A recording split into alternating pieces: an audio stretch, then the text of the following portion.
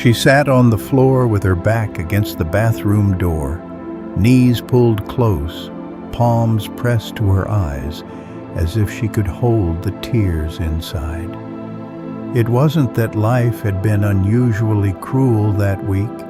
It was quieter than that. It was the slow realization that the harshest voice in her life had never belonged to a stranger. It had belonged to her. She had learned to forgive other people with surprising grace. A careless friend, a partner who didn't know how to love, a parent who carried their own wounds like weather. She could understand. She could excuse. She could let go. But when she looked inward, when she found herself face to face with her own mistakes, her own unfinished places, her own old regrets, something in her tightened like a fist. "I can forgive everyone," she whispered to the teacher sitting across from her. "Everyone but me." The teacher didn't rush to fix her. He didn't offer a slogan or a bright reassurance. He reached out and rested his hand lightly over hers, the way you might touch the edge of a frightened bird so it knows it isn't trapped. Then he said, "That is where we begin. If you know this weight, you don't need a definition. You can feel it. It is the voice that catalogs what you did wrong. It is the exhausted loop that replays old scenes at night. It is the way you can be tender to everyone else and somehow become brutal with yourself. And tonight, not in a dramatic way, not with fireworks, but in the simple, steady way the dawn arrives, we begin to change that. Not by forcing your mind to be positive, not by pretending your pain is smaller than it is, not by making a new personality out of self-care, just by turning toward yourself the way you would turn toward a child who woke up crying in the dark. There is a practice the Buddha offered more than 2,000 years ago. It sounds almost too simple, which is why many people pass it by. Yet it carries the quiet power of medicine. It begins with a phrase you may have never spoken to yourself without irony. May I be peaceful and light in body and mind. Not I should be better. Not I'll be okay when I finally earn it. Not maybe someday I'll deserve rest. Just may I be peaceful. A wish, a direction, a soft hand opening. You don't have to believe it at first. You only have to say it gently enough that your body doesn't flinch. And if your body is asking to lie down, let it. If you need a blanket, take it.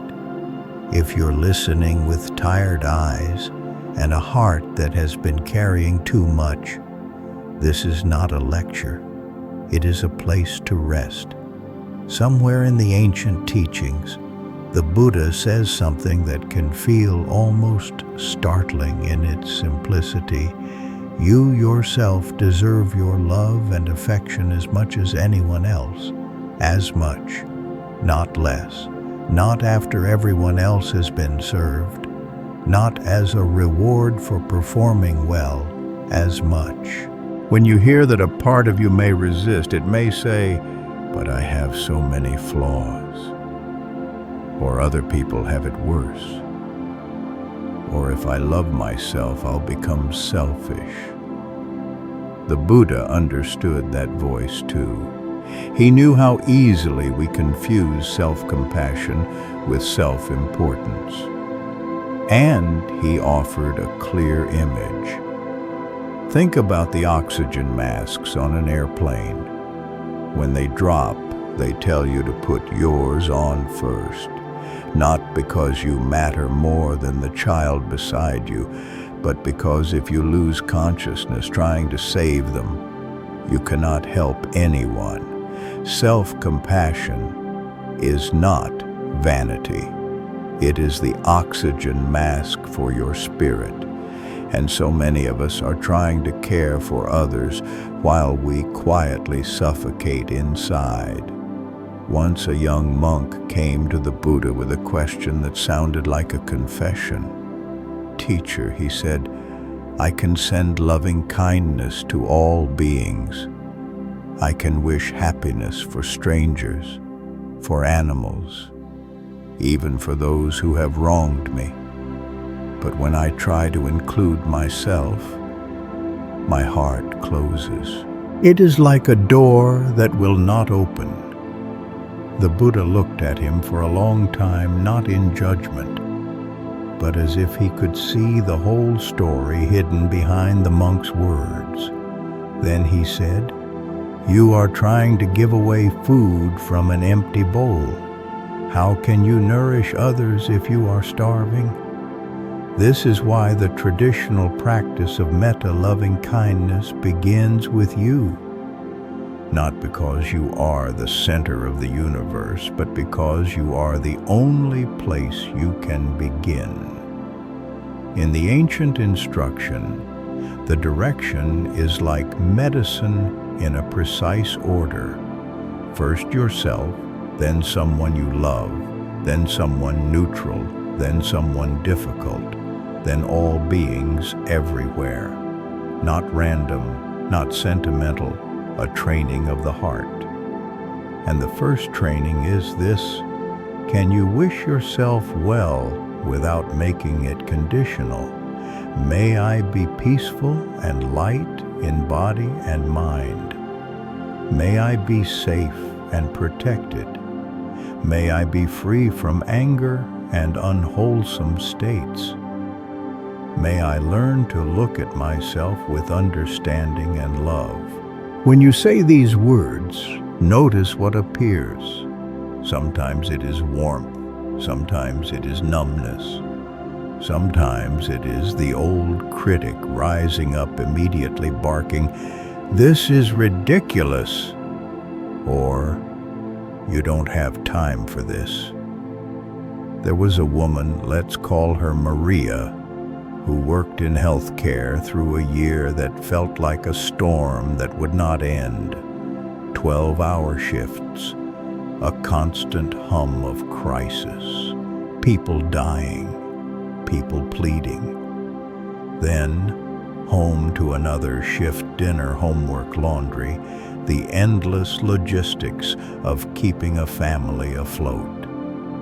One night she found herself sitting on the bathroom floor at 2 a.m, crying so hard she couldn't breathe.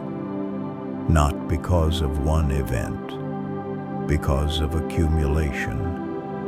The slow collapse that happens when you are always needed and never held. Her therapist offered her a simple practice. 5 minutes, she said, in the morning before your day takes you. Maria laughed. I don't have time for self-compassion, but desperation opens doors that comfort keeps closed. So she tried it sitting in her car before work, hands on the steering wheel, whispering, "May I be peaceful and light in body and mind." It felt silly. It felt too small, like placing a tiny bandage over a deep wound. But she kept returning, and slowly, so slowly, she almost didn't notice something changed. Not her circumstances. The shifts stayed hard, the demands stayed heavy. But she stopped adding her own cruelty to the pile. She stopped insulting herself for being human. That shift did not solve her life. It saved it. This is one of the quiet miracles of the Buddha's path. You can't always control what life brings you, but you can stop making yourself the enemy inside it. The Buddha also spoke of refuge places of safety we can return to when life overwhelms us. Traditionally, we speak of taking refuge in the Buddha, the Dharma, and the Sangha. But there is another line that has traveled through centuries like a lantern: be a refuge unto yourself. Not because others cannot help you. They can. They do. But because the one person who walks every step of your life with you is you. If you are not a refuge for yourself, you become homeless inside your own days. A Zen teacher once led a student outside and pointed at a tree. The student had been begging for the secret of awakening as if it were hidden somewhere in the teacher's pocket. "Do you see that tree?" the teacher asked. "Yes," said the student. "The tree does not ask how to be a tree," the teacher replied. "It roots itself and grows." We keep looking for the path as if it lives outside us, and we miss the quiet truth: you are already standing on it. Self-compassion is not something you acquire from the world. It is something you uncover when you stop running from yourself long enough to be here. And there is another teaching that makes this practical, almost tangible. It is called Beginning Anew. The phrase sounds like New Year's fireworks, but the practice is gentler than that. It is not about reinventing yourself. It is about returning to yourself with honesty and kindness. Traditionally, it is practiced over 3 days in 3 directions. Day 1, reconcile with yourself. Day 2, reconcile with the people you love. Day 3, reconcile with those who have hurt you. 3 days, 3 directions. But really, it is 3 doors you can open at any time. Before we step through those doors, the Buddhist tradition offers another image. You have 3 bodies that carry you through life. Not 3 physical bodies, 3 forms of support. The Buddha body, your capacity for understanding and love.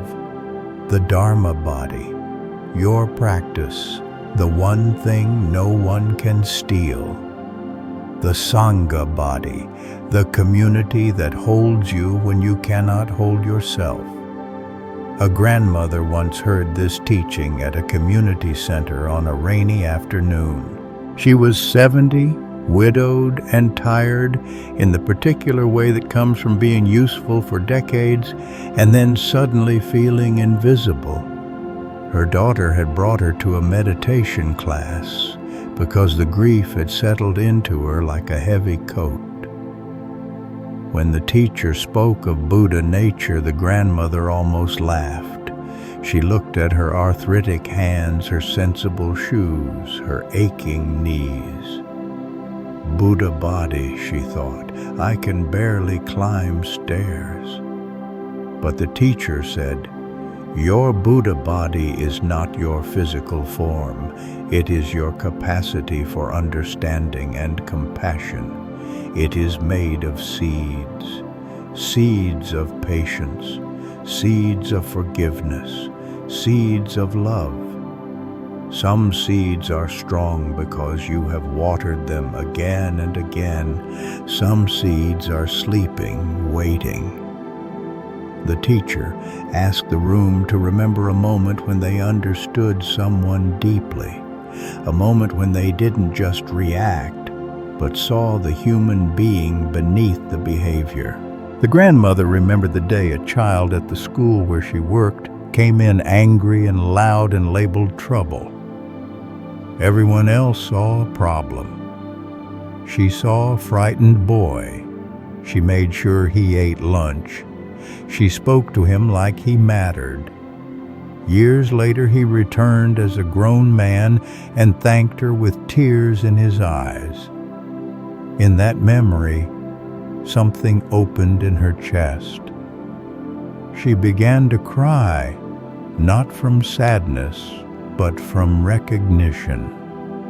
She had carried a Buddha body her whole life. She just hadn't called it that. This is not mystical. It is ordinary and profound. Every time you choose patience instead of snapping, you water your Buddha body. Every time you listen with your whole attention, you water it. Every time you soften toward yourself, you water it. Then there is your Dharma body. There was a woman who in 18 months lost her job, her marriage, and her home, not from one dramatic decision, but from the dominoes of life. The company closed, money tightened, stress rose. Her husband left. The house was gone. She moved with her 2 kids into a small apartment. She worked 3 part-time jobs. Some nights she sat in her car and cried before walking inside to make dinner. And yet she did not collapse. Not because she was invincible, but because she had practice. 5 years earlier, during a difficult season, a friend taught her to sit for 10 minutes each morning and follow her breath. At first it felt pointless. Then it became a rope she could hold. When everything fell apart, the rope was still there. They could take her job. They could take her address. They could take the story she had built. But they could not take the ability she had cultivated to return to the present moment. This is your Dharma body, not theory, not philosophy. The lived practice that travels with you. Every time you come back to your breath, you strengthen it. Every time you pause before speaking in anger, you strengthen it. Every time you choose awareness over autopilot, you strengthen it. And then there is your Sangha body. There is an old saying, when a tiger leaves the mountain and goes down to the lowlands, humans catch and kill it. On the mountain, the tiger belongs. It knows the terrain. It knows how to live. But in the lowlands, even the fiercest tiger becomes vulnerable. Practice is like that. Isolation makes even strong practice weaker. A man joined a small weekly meditation group. 8 people in a living room, nothing fancy. He thought it was unnecessary. He could meditate alone, couldn't he? But he noticed something. When he sat with others, his attention steadied. His practice at home became more consistent. It was as if the presence of other practitioners created a field like candles in a room, multiplying the light. Later, when he went through a brutal divorce, there were nights the only reason he got out of bed was because it was Thursday and the group was meeting. He showed up with tears. No one tried to fix him. They breathed, they sat, they made space. Afterward, someone said quietly, "I see you showing up. That matters." That is Sangha. Community as refuge, not perfection. Presence. When you have these 3 bodies, your capacity for love, your practice, and your community, you become steadier, not because life stops changing, but because you are carried. Now, with that support behind you, we return to beginning anew. Day 1 is the most intimate. It is reconciliation with yourself. The Buddha taught that your consciousness is like a field full of seeds. Some seeds are wholesome love, joy, generosity, clarity. Some seeds are unwholesome anger, fear, jealousy, despair. Everyone has both. The question is not, do I have weeds? The question is, what am I watering? Day 1 asks you to look at 4 categories of seeds. Unwholesome seeds that have not yet manifested. The negative tendencies that exist as potential but have not taken over your actions. The instruction is simple. Let them sleep. Do not water them. Wholesome seeds that have not yet manifested. The good qualities inside you that have not had space to grow. The instruction, water them. Give them sunlight. Create conditions. Unwholesome seeds that have already manifested. The patterns that are active anxiety, harsh self-talk, resentment. The instruction, help them return to rest. Not by violence, not by denial, but by awareness and gentle redirection. Wholesome seeds that have already manifested. The kindness you already show, the strength you already have, the moments of peace you already touch. The instruction, recognize them, celebrate them, keep them alive. A man in his 40s tried this practice during depression. He believed there was nothing good in him. When he wrote the 4 lists, he surprised himself. He had still been showing up for his kids. He had still been kind to strangers. He had still been trying even when he felt broken. He wasn't cured, but he became whole enough to breathe. This is what day 1 gives you, a more accurate mirror. Most of us live with a distorted mirror that magnifies flaws and shrinks virtues. Day 1 cleans the glass. Then the practice asks you to write to yourself as if you are speaking to someone you love. A woman carried secret shame for 15 years, something she did in her 20s that hurt a friend. The friend forgave her long ago, but she kept sentencing herself. On day 1, she wrote the truth. What happened, why it happened, what pain lived underneath.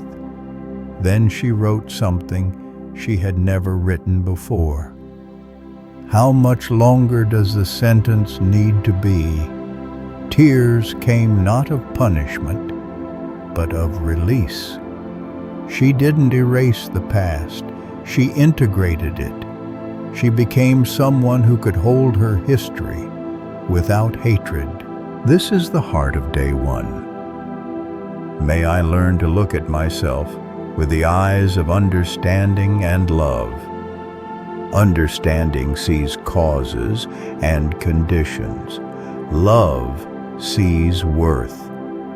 When you can hold both, you stop being your own enemy. Day 2 turns outward to the people you love. This is where practice becomes tender and real, because these relationships are where our deepest wounds live. A couple married for 17 years drifted into polite distance. No dramatic fights, just parallel lives. The counselor suggested they try loving kindness toward each other. They sat facing one another, awkward as teenagers. The husband spoke first. May you be peaceful and light in body and mind. As he said it, he realized he had stopped wishing her well. He had been caught in his own disappointments.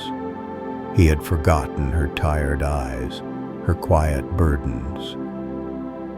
When it was her turn, she looked at him and saw his exhaustion too, not as a failure, but as a human being carrying weight. They didn't fix everything in one night, but something cracked open. They remembered they were on the same side. Day 2 includes a courageous question. Do I have a habit energy that makes you unhappy? A man asked his wife and expected something small. She said, "Yes, you dismiss me." He wanted to defend himself. Instead, he listened. She explained how he rushed to fix her feelings, explained them away, treated discomfort as a problem to solve. He realized she was right. He made a specific resolution when she speaks. He will listen for 2 minutes before offering anything, and then ask, "Do you want my thoughts? Or do you just need to be heard?"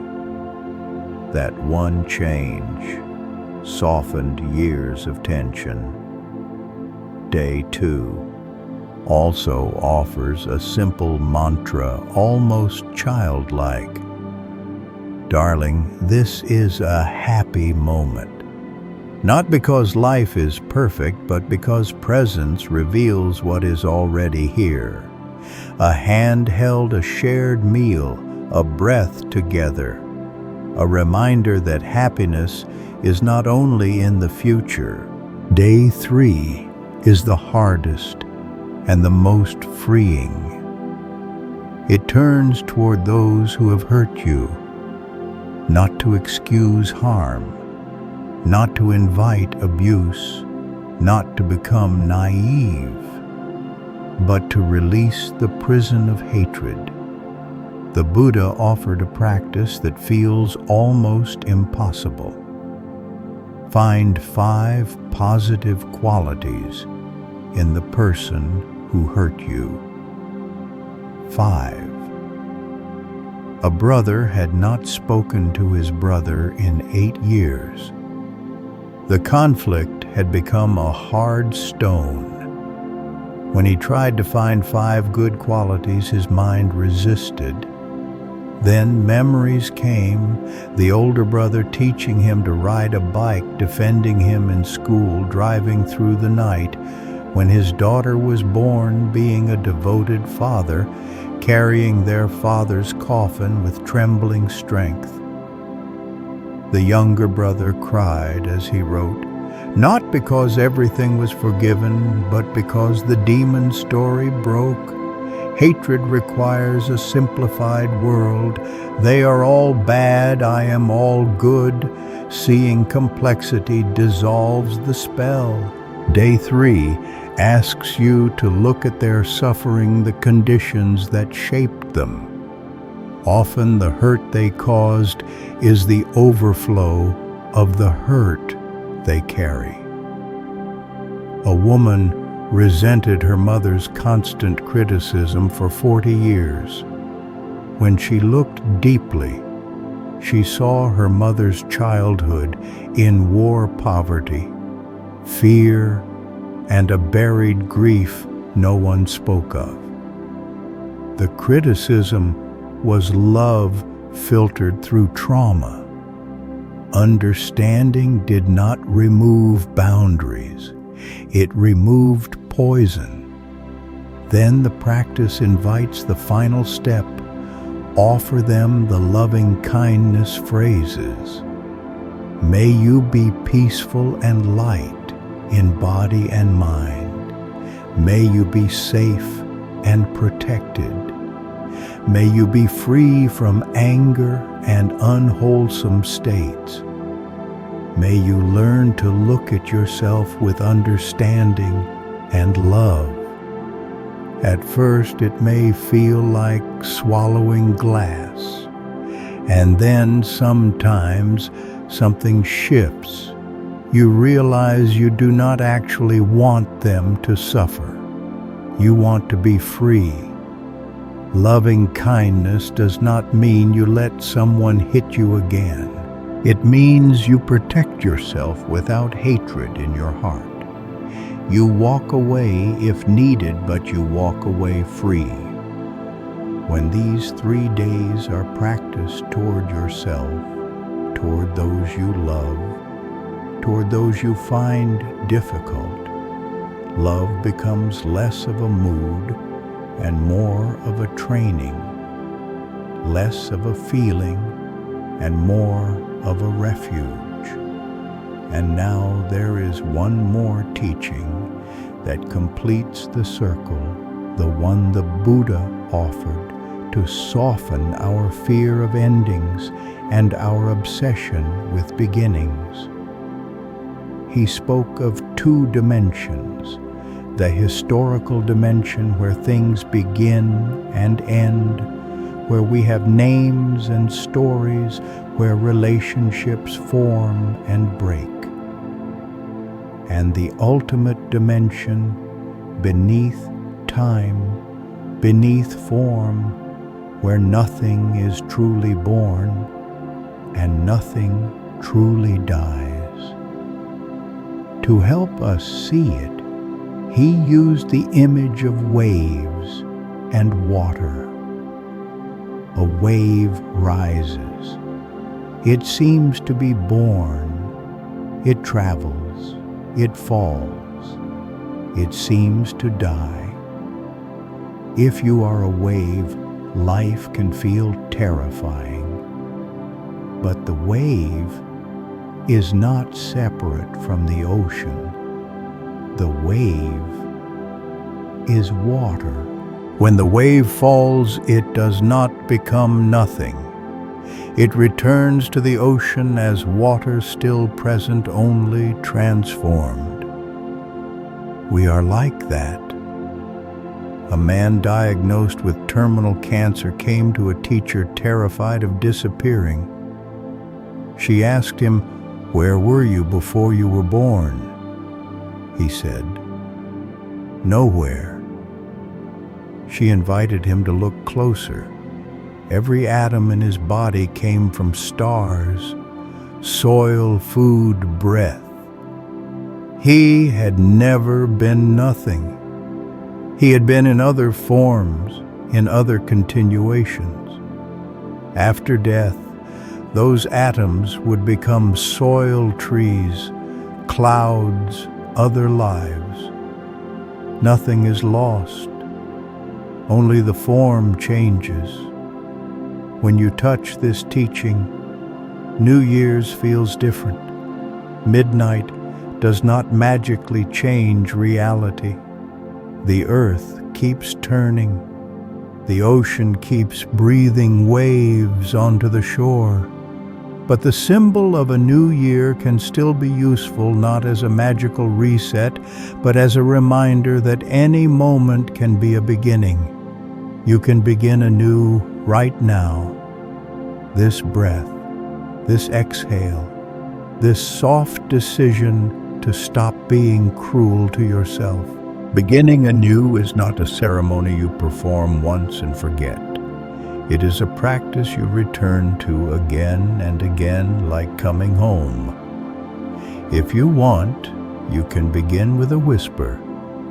May I be peaceful and light in body and mind. And then, without forcing anything, you can notice what seeds you are watering today. Are you watering fear with endless scrolling? Are you watering anger with old stories you replay? Are you watering shame by rehearsing your failures? Or can you water something else? A small seed of kindness, a small seed of patience, a small seed of forgiveness, a small seed of rest. You do not have to solve your whole life tonight.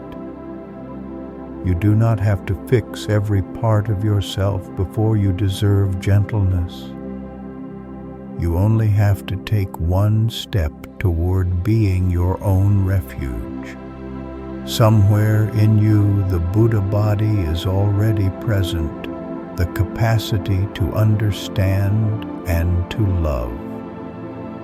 Somewhere in you, the Dharma body is waiting the strength of practice you can cultivate breath by breath.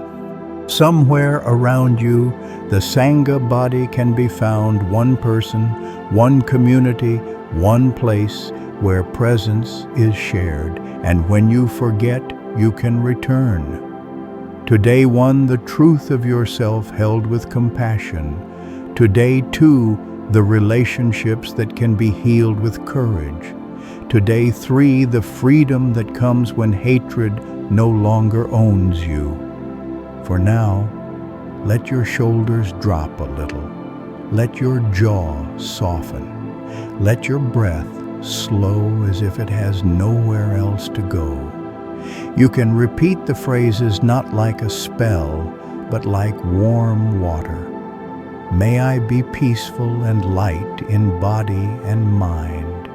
May I be safe and protected. May I be free from anger and unwholesome states. May I learn to look at myself with understanding and love.